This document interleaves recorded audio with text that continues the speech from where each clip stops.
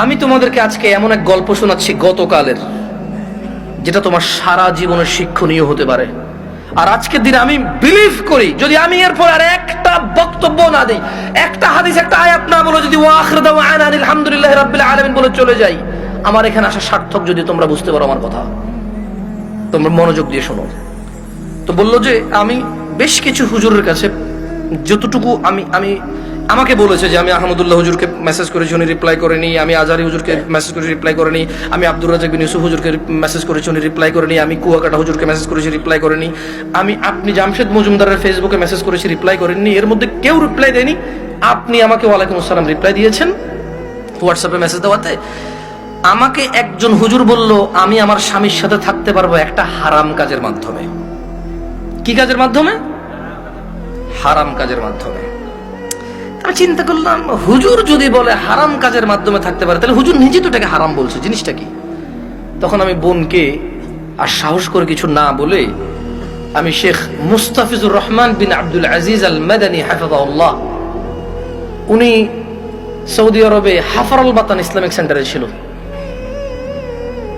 খুব আদর করে আমাকে। আমি বললাম যে আমি একজন বড় আলেমের নাম্বার দিচ্ছি, আপনি ওনাকে কল দিয়ে আপনার মাসালাটা জেনে নেন। আমাকে আপনার পুরো কথা খুলে বলার দরকার নাই, আপনি ওনার সাথে ডিসকাস করেন। ঠিক 2 ঘন্টা বা 3 ঘন্টা পর উনি আমাকে মেসেজ দিল যে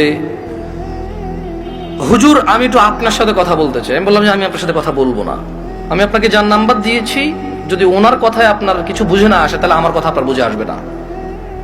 বলে যে না হুজুর, ওনার সাথে আমার স্বামী কথা বলেছে, তবে আমার স্বামী একটা বিষয় গোপন করে কথা বলেছে। গোপন করে কথা বলার পরেও হুজুর বলেছে যে তালাক হয়ে গেছে।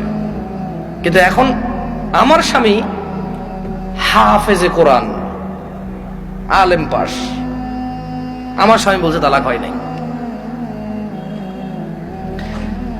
আমি বললাম যে ওকে, আপনি শেখকে কল করে বলেন যে আপনার স্বামীটা গোপন করেছে। বলে যে আমি ভয় পাচ্ছি ওনাকে কল দিতে, কারণ আমার স্বামী কথা বলেছে, উনি আবার কি মনে করে। আমি বলছি উনি কিচ্ছু মনে করবে না, আমি ওনাকে ফোন দিচ্ছি, আপনি কথা বলেন। ভদ্রমহিলা কথা বলবে না। তখন জোহরের টাইমের সময় হয়েছে, আমি ফোন দিলাম। এবার মানে আমার একটু মেজাজ খারাপ হয়েছে। কি খারাপ হয়েছে? মেজাজ খারাপ হয়েছে। ওই ভদ্রমহিলা আমাকে বারবার বলতে চেষ্টা করতেছে যে আমার একটা বাচ্চা আছে, যদি এখন আমরা স্বামী স্ত্রী আলাদা হয়ে যাই, আমার বাচ্চাটার কি হবে? কনসার্ন কোথায়? বাচ্চা।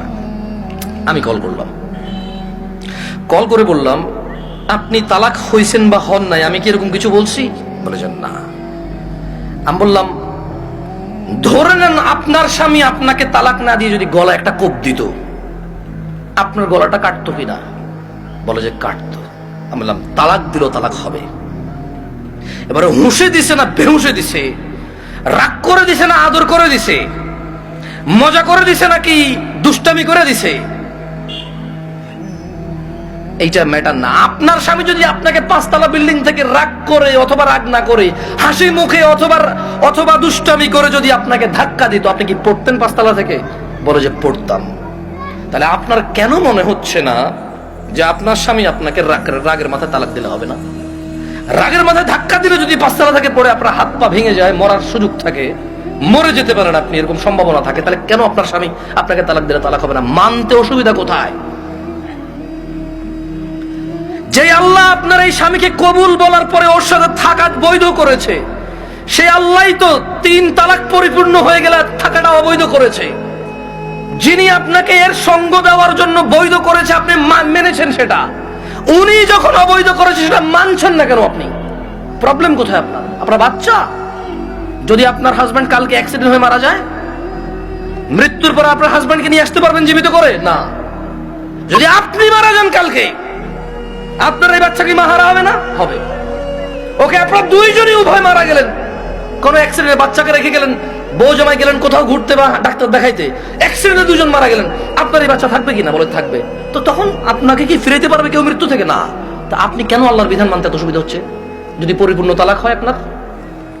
আমি বললাম শেখকে কি প্রশ্ন করেছে? বলে যে ও আমাকে বিয়ের পরে, মেয়ের বয়স মাত্র 18 বছর, ওয়াল্লাহ ভাই আমি কথা বলতাম না, আমাকে ভয়েসে বলেছে যে ভাই আমার বয়স মাত্র 18, আমার একটা বাচ্চা আছে, আমার স্বামী খুব বদমেজাজি, আমাকে তালাক দিয়েছে, এখন ও অনুতপ্ত থাকতে চাই। কত বছর বয়স মেয়ের? শুধু 18, একটা বাচ্চার মা। যে বাচ্চা, ওই বাচ্চার বয়স আমাকে বলেছে যে 3 মাস বা 3 বছর, আমার সঠিক মনে নাই, এরকম কিছু বলেছে। আমি বললাম আপনি কি মানে নিজে নিজে পছন্দ করে বিয়ে করেছেন নাকি বাবা মা পছন্দ করে বিয়ে দিয়েছে? বললো যে বাবা মা পছন্দ করে বিয়ে দিয়েছে। আমি বললাম বিয়ের আগে স্বামীকে চিনতেন না? বলে যে না। আমি বললাম আপনার স্বামী নামাজ পড়ে না, ঠিক না? বলে যে হ্যাঁ। আমি বললাম আপনার স্বামী তো নামাজ পড়ে না, ঠিক না? হ্যাঁ। আমি বললাম আপনার স্বামী হুজুর আলেম এগুলো বলে লাভ কি, হাফেজ বলে লাভ কি? ও তো নামাজই পড়ে না, ও তো ধর্মর কোনো মূল্যায়নই করে না।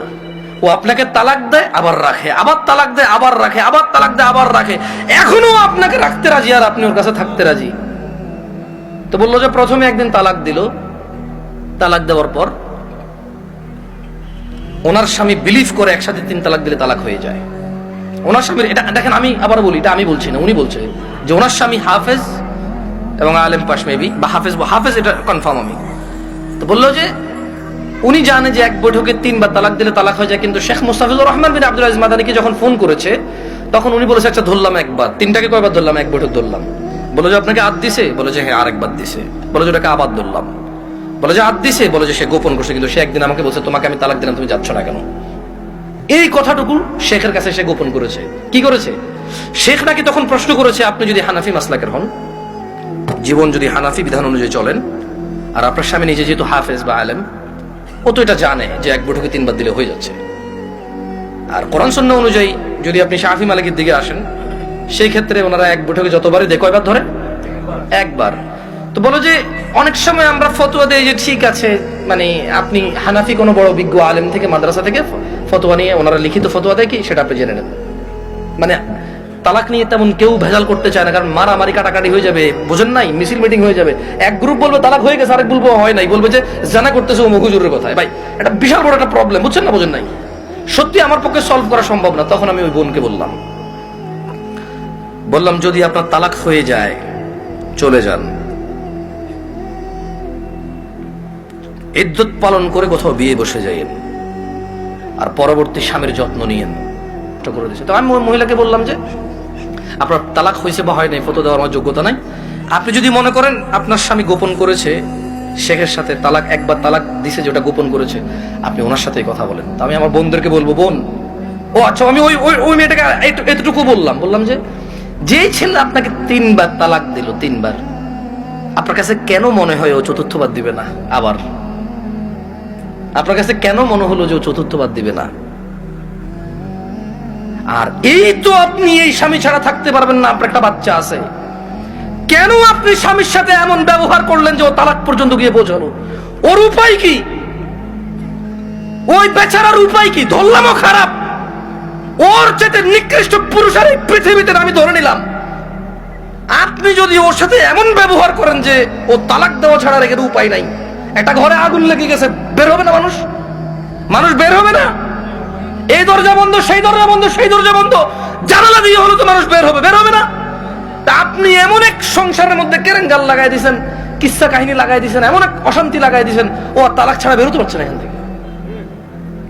এমন করলেন কেন? এই যে এখন কান্নাকাটি করতেছেন, এমন করলেন কেন?